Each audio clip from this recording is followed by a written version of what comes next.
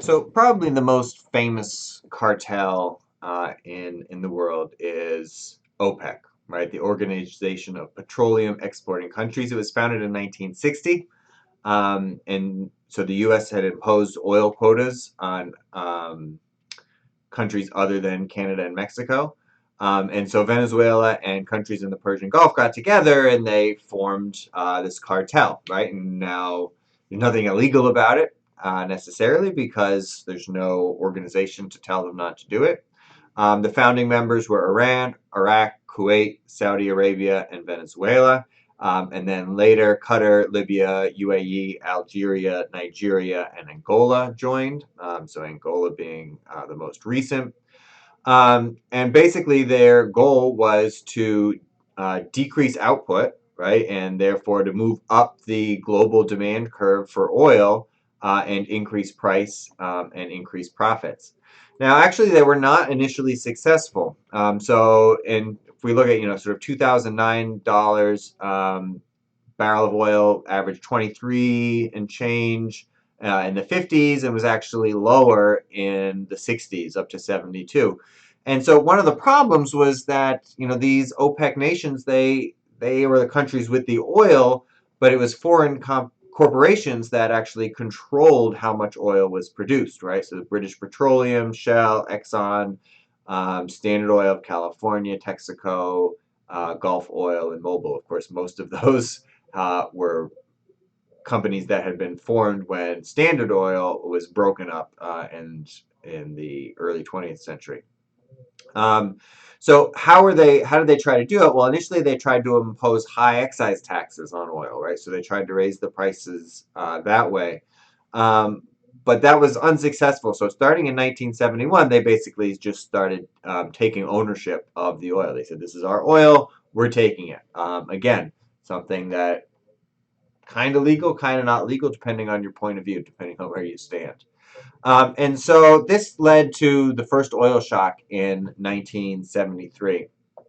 So we had an economic boom in industrial nations. OPEC called a meeting to raise prices, and prices went from $3.60 in 1972. These are nominal prices now rather than real prices, to $9.35 in 1974. So more than doubling.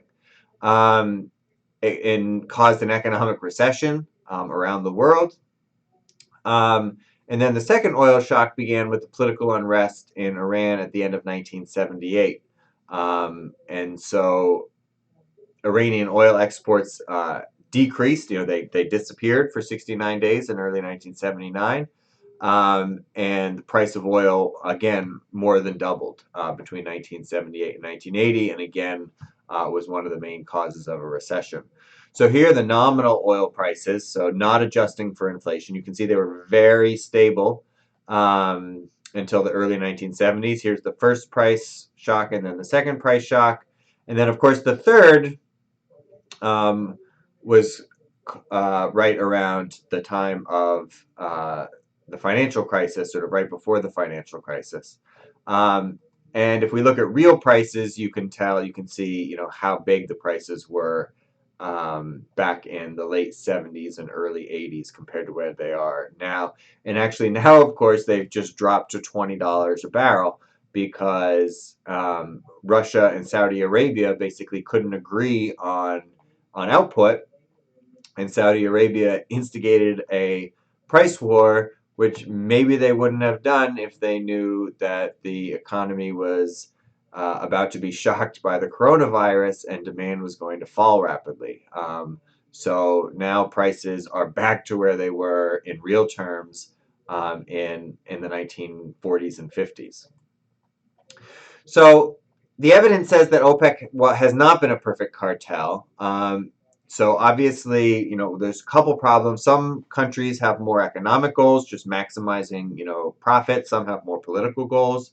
Another is that production costs are very different. So Saudi Arabia is pumping oil out of the ground at $2 a barrel, whereas Venezuela, it's costing them $7 a barrel. And then they do have this sort of traditional cartel dilemma. Where they control about 40% of output, but there's 60% controlled by other countries, right? And for instance, the United States has increased its production of oil substantially over the last sort of 10 to 15 years. So it's not clear that OPEC has a great future. One problem is this increase in supply, right, that we've already talked about. And the other is that high prices in the 70s and 80s really led to a reduction in energy demand. So if you look at U.S. per capita oil consumption, it was 28.5 barrels in 1972 and only 23.4 barrels in 2008.